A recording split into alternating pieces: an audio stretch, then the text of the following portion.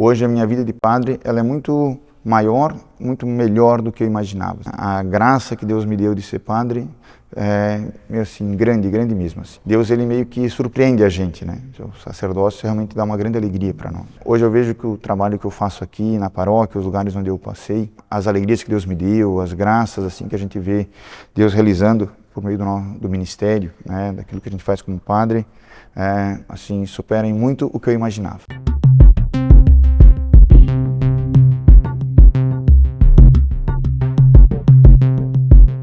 Bom dia, padre. Obrigada pela entrevista. O senhor ganhou as redes sociais na última semana ao aparecer de batina cantando Raul Seixas em um pub aqui da cidade, né? O senhor costuma dar canjinhas de músicas aqui da região?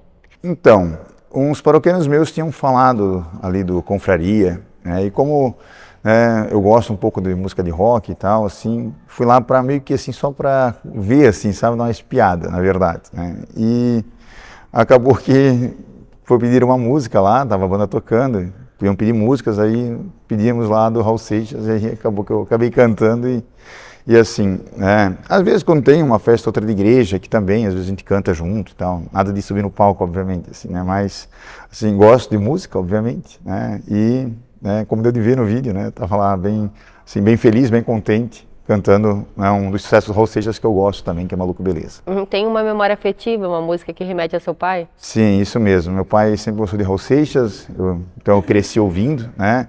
E uma das que a gente mais ouvia era Maluco Beleza, né? Então, por isso também acabou sendo a minha escolha lá. A repercussão da aparição foi positiva nas redes sociais, né? Muitas pessoas o defenderam, falaram sobre os seus sermões e a sua dedicação na paróquia aqui de São João. A repercussão fora das redes também foi positiva? Sim. Vários paroquianos que me encontraram e conheci, assim, foram muito bons comigo, ficaram felizes, assim. Muitos me conhecem, sabem que eu tenho esse jeito mais alegre e tal. Então, os meus pais gostaram muito, né? Assim, engraçado que eles estavam em viagem, meu pai mandou o vídeo para mim, disse assim, então quando eu vi tudo meio pipocando assim, então foi uma repercussão boa aqui na paróquia, as pessoas gostaram também, então, foi bem interessante assim. Uma coisa assim, meio surpresa, né, vamos dizer assim, mas uma surpresa positiva. Né? As suas celebrações da paróquia aqui do São João tem espaço para música? Tem, mas não aquela música que eu cantei lá na confraria, né? Então, assim, tem vários grupos de cantos aqui, né? Então, a missa, como você disse, é a missa, né? Ela tem o seu rito, tudo, e é algo que a gente deve respeitar sempre, a seriedade e vamos dizer assim, o mistério, vamos dizer assim, aquilo que é sagrado mesmo, né? Os jovens, às vezes, numa missa ou outra, no final, depois da missa, eles fazem uma animaçãozinha e tal, e cantam também. Então, às vezes tem um pouquinho disso também, né? E tudo no seu lugar, né? A missa, né? Raul Seixas, né? Mas, assim, as missas aqui são bem celebradas e os grupos de canto são bem dedicados, assim, então tem espaço para música. Na missa é música litúrgica, né? Mas tem espaço sim. O fato de o senhor gostar de Raul Seixas mostra que o senhor tem um bom gosto musical, né? Tem algum outro estilo que o senhor gosta, que aprecia de música? Sim, também eu gosto um pouco de rock assim em geral, né? Assim, mais assim nos anos 80, 90. Também é a idade, vamos dizer assim, que eu cresci, né? Sou de 88, então... E eu gosto um pouco também de Legião Urbana, as coisas assim, Paralamas, um pouco esse pessoal assim, Capital Inicial, eu cresci ouvindo um pouco isso também. Alguma coisa assim, tipo... música internacional também, essas comuns todo mundo gosta, Guns N' Roses, um pouco de Bon Jovi, umas coisas assim. Então. Existe alguma vedação para o senhor, enquanto padre, cantar de batina pela igreja? A arquidiocese chegou a conversar com o senhor, alguma coisa nesse sentido? Não, eu até... os padres, assim, às vezes fazem um pouco assim de piada com a coisa, né? Assim, você tá famoso, cantor, não sei o quê. Mas, assim, do ponto de vista, assim, de... isso é proibido, isso não pode, isso... Não existe nada assim expressamente, né? Bom, lá também não era um lugar imoral, né? É um lugar onde se toca rock e tal. Então, assim, o padre estar presente nesses lugares, né, não é uma coisa errada em si mesmo, vamos dizer assim, né? Às vezes pode causar uma certa impressão, talvez, né? Para as pessoas e tal. Alguém pode, às vezes, escandalizar um pouco uma coisa ou outra e tal. Se isso aconteceu também, peço perdão, não era essa a intenção, né? Mas, assim, não teve, assim, nenhum pronunciamento, nada. Né? Não teve, e também, eu tive com o meu arcebispo e... estava bem tranquilo, assim, ele não, acho que não viu o vídeo, porque ele não tocou no assunto comigo, então, né? Ou talvez ainda vai conversar alguma coisa, mas a princípio não, assim, a princípio, pelo que eu vi, não teve assim uma repercussão negativa, assim. Até para esclarecer para as pessoas, né, o fato do senhor estar de batina é justamente o que o diferencia, né, dos demais, né? Sim, então, né, a batina ela caiu meio que em desuso, né, hoje em dia, né, então hoje ela não é mais obrigatório o uso dela. Eu gosto de usar a batina, né, então eu já desde 2020 praticamente eu só uso batina, né. A batina é uma veste civil do padre, vamos dizer assim, né, como os padres usam clerisma e tal, né, e vamos dizer assim, clerisma é uma camisa com uma golinha assim branca, tipo essa gola que eu tenho usando da batina, né? Então, e hoje então assim, vamos dizer, o padre ele se identifica, né? Às vezes ou de batina, às vezes ele usa uma camisa com uma cruz também, alguma coisa assim. Então, né, existem algumas vestes próprias para a gente usar, né? Eu gosto de usar batina, né? Então onde eu vou eu tô de batina, assim. Então ficou um pouco a marca assim, mas como eu disse, hoje já não tem mais a obrigatoriedade de usar a batina, você pode usar uma outra roupa, né, para identificar que é padre. Mas aqui já é uma questão de gosto, né? Eu gosto mesmo. O senhor completou recentemente 10 anos de sacerdote, o que leva, né, um jovem atualmente a ingressar para uma missão de ser padre. Certo, né? Vamos dizer assim. Então, quando eu era criança, a minha vocação mais ou menos surgiu quando eu estava com uns 10, 11 anos, né? E foi assim bem interessante porque eu participava de um encontro de infância missionária que tinha. Ainda existe a infância missionária, algumas paróquias e tal. Quando eu era criança era bem forte, isso lá na comunidade onde eu cresci, lá em Brusque, em Tomás Coelho. E tinha um seminarista que ele falava das missões, de onde eles iam, assim, algumas, né, e contava a história, às vezes, de alguns padres missionários que ele conhecia.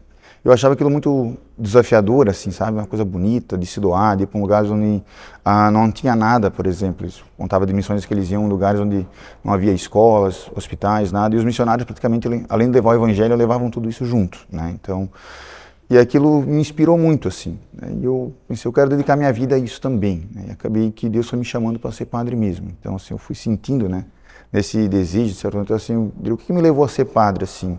Esse desejo, assim, de se doar mesmo, de querer o bem para as pessoas, de entregar a vida, às vezes, para Deus, para as coisas dele, assim, né? Naquela minha infância, eu pensava dedicar a vida, assim, evangelizando e tal, né? Então, acabou que fui crescendo um pouco, assim, também, foi crescendo em mim, eu fui dando certos passos assim para que isso acontecesse também. Né? Do que o senhor imaginava nos 10 anos, para esses 10 anos que o senhor já tem de sacerdócio, era aquilo mesmo? É mais difícil, é mais fácil, é mais acolhedor? Sim, então, né, com 10 anos a gente sonha muitas coisas, né, quando é criança, né, mas assim, uma coisa que eu posso dizer é que é muito maior e muito melhor do que eu imaginava. Eu imaginava algo. Hoje a minha vida de padre, ela é muito maior, muito melhor do que eu imaginava. Aquilo que eu imaginei, assim, a graça que Deus me deu de ser padre, é assim, grande, grande mesmo, assim. Então, nesse ponto, realmente, Deus ele meio que surpreende a gente, né? O sacerdócio realmente dá uma grande alegria para nós, para mim, né? Assim, para mim é uma alegria grande, assim. Então, daquela criança de 10 anos, assim, que sonhava assim, em ser missionário longe, distante e tal, né? Hoje eu vejo que o trabalho que eu faço aqui na paróquia, os lugares onde eu passei, as alegrias que Deus me deu, as graças assim que a gente vê Deus realizando por meio do ministério, né? Daquilo que a gente faz como padre, assim, superam muito o que eu imaginava. O levantamento do Anuário do Pontífico de 2023 mostra que houve uma pequena queda no número de padres no mundo, né? É difícil permanecer padre? Se é difícil permanecer padre, eu diria que não, para mim, nessa resposta minha, assim, né? Por quê? O sacerdócio, ele é um dom que Deus dá para nós, né? Então, e que nós temos que saber responder a ele, né? E claro, aí vem o sacerdote, ele tem que ter, vamos dizer assim, os meios para viver bem a sua vida de sacerdotal. Então, ou seja, ele tem que ter boas amizades, somente, vamos dizer assim, entre padres, né, porque a gente às vezes pode ter uma vida meio isolada, tipo, eu sou padre aqui, mas eu não tenho um vigário comigo, um outro padre comigo. Então, se eu não tenho amizade com outros padres, né, às vezes posso acabar enfraquecendo a minha vocação também, né. Tem que ter uma vida de oração muito forte, né, muito constante, tem que realmente, né, querer ter o coração em Deus, porque foi Deus que chamou a gente para essa missão. Se a gente quiser ser padre, vamos dizer assim, sem Deus, né, isso é uma coisa meio impossível, né, obviamente, mas tipo, se a gente for esquecendo das coisas de Deus, né, e às vezes o demônio pode tentar isso, e então, vamos dizer assim, essa pergunta ela tem, vamos dizer assim, um certo condicionante, né? Se um sacerdote ele cuida da sua vocação, ele guarda ela, ele tem zelo por ela, não é difícil ser padre. Isso eu digo por mim. Eu não sinto nenhuma dificuldade em ser sacerdote. Né? Eu me sinto muito feliz e muito realizado, assim, muito pleno. Agora, não é uma questão de facilidade, né? Tipo, nenhuma vida é fácil, né? Se a gente não se dedica naquilo que a gente quer, né? Então, não dá pra gente também, às vezes, descuidar, né? E aí vem aquelas coisas do dia a dia que, às vezes, vai tentando a gente, assim, né? Tipo, as ocupações de padre, elas são muitas, então, tipo, a gente tem que cuidar da paróquia, da administração das coisas. Então, isso pode esfriar a gente. Se a gente não tem, às vezes, amigos em que se apoiar, não tem um diretor espiritual, né? Tipo assim, que você conversa com ele, se orienta com ele, você, né, não guarda os teus tempos de oração para estar com o Senhor, né? Então, isso pode acabar realmente tornando uma dificuldade. E, o sacerdócio, ele começa às vezes, como qualquer vida, né? A vida vira um peso, assim, você perde um pouco o sentido daquilo que está fazendo, né? E aí, claro, toda a vida tem cobranças, né? Um padre é uma pessoa pública, as pessoas cobram aqui, cobram ali, lá. Então, se a gente não está assim bem com Deus, não está bem estruturado, aí realmente vai virando um fardo, né? Então, às vezes eu entendo por isso que às vezes talvez diminua as vocações, às vezes tem licenças de padre, né? Então, não culpo os padres que fazem isso, mas tipo, né? Pode ter sido esse um motivo, assim, às vezes de, né? Porque as pessoas têm uma falsa impressão de que o padre só faz a missa, mas não, né? Tem toda uma administração por trás da igreja, né? E tem toda uma tarefa diária, né? De confissão, né? De ser procurado pela comunidade, de compartilhar, as pessoas compartilharem os problemas para vocês, né? Aconselharem, né? Sim, isso mesmo, né? Então, um padre, se ele é pároco, administrador paroquial, que é o meu caso, é a mesma coisa, só muda o nome, né? Mas a função é a mesma. Ele cuida de toda a paróquia, de todas as coisas, desde se tem uma luz que está ali meio queimada, desde as contas, pagar a conta de luz, né? A gente não faz isso diretamente, mas a gente tem cuidado disso, a gente tem, essas coisas são nossa responsabilidade, né? Como cuidar, vamos dizer assim, das coisas próprias do ministério sacerdotal, rezar a missa, administrar os sacramentos, né? A confissão, batizar, fazer casamento, então, e tudo aquilo que envolve a igreja, as pastorais, as atividades que a igreja tem. Então, vamos dizer assim, o dia de um sacerdote, ele é bem ocupado, né? E também tem que cuidar, vamos dizer assim, da sua própria formação, porque tipo, rezar a missa, fazer uma homilia, tudo isso exige estudos, exige preparação. Então, tem que conciliar bem o tempo. Então, às vezes, assim, o padre só reza a missa, não é bem assim, né? A gente tem uma vida que tem que estar assim bem ordenada e tudo, para a gente poder. O seu sermão, a sua homilia, o senhor faz ela com base no que está naquele rito da semana, ou o senhor faz trazendo elementos da realidade, do que aconteceu na comunidade, na cidade ou no país naquele momento? A igreja ela tem um ciclo de leituras, né, dominicais e durante a semana também. Onde assim, o padre ele está obrigado à homilia do domingo, né? Todo domingo a gente tem que fazer homilia, né? Então, e como é que eu faço para preparar a minha homilia, né? Como já tem os textos prontos, tipo, cada fim de semana já tem o texto lá, então fica mais fácil, eu não preciso escolher um texto para na missa, né? Já tem um ciclo de leituras que vai meio que complementando, assim, como se fosse passando todo o evangelho, né? Por exemplo, agora nós estamos indo no final desse ano litúrgico, o ano A, né? Se chama assim, né? Então, que é o evangelho de São Mateus, estamos terminando o evangelho de Mateus agora. Então, cada fim de semana tem um evangelho, um trecho do evangelho de Mateus, com as leituras e tal. Então, são leituras selecionadas já, isso pela Santa Sé, né? A gente só segue esse rito. Então, o que eu faço, né? Durante a semana, eu tenho umas bíblias, né, que tem comentários para as leituras. Então, tipo, no Evangelho tem os comentários de padres, de santos, de teólogos, assim, tipo, né? E aí a gente vai meio que fazendo, assim, uma leitura, primeiro, assim, mais espiritual, a gente lê e medita, depois a gente vai lendo os comentários, vai moldando, vamos dizer assim, o que o Evangelho diz, né? Primeira coisa, a gente tem que entender que é o que Nosso Senhor está falando para nós, né? Isso é a primeira coisa que tem que entender, né? E disso eu tento sempre casar com a realidade da comunidade, com a assembleia que me ouve, né? Então, assim, Jesus disse isso, a gente entendeu o que ele disse. E o que isso repercute na minha vida, né? O que me faz me converter, mudar, melhorar, né? Então, vamos dizer assim, tento casar um pouco essas duas coisas, assim, né? Então, e o padre, ele tem uma certa ligação com a sua assembleia. Como eu sou padre aqui no São João, eu conheço as pessoas que frequentam a missa, então, assim, então nós vamos tendo assim a comunidade ela tem uma certa vida, né, e o Evangelho a gente tenta iluminar mais, vamos dizer assim, nesse sentido dos que estão ouvindo. As missas elas seguem, né, como o senhor acabou de confirmar, né, um rito, né, um rito tradicional, né, que vem da minha infância, da sua infância e da infância, então, né, é muito antigo, né. Só que a gente está numa época de jovens que tem a internet, que tem as redes sociais, né? O que a igreja tem feito para atrair e manter os fiéis mais jovens também no caminho de... Então, né, vamos dizer assim, as redes sociais, a internet hoje, elas são também um bom, vamos dizer, instrumento para a evangelização. Então, são meios, né? Vamos pensar que nosso Senhor Jesus Cristo, né, ele ensinou a sua doutrina, o seu evangelho, ele transmitiu, né, deu a sua vida por nós.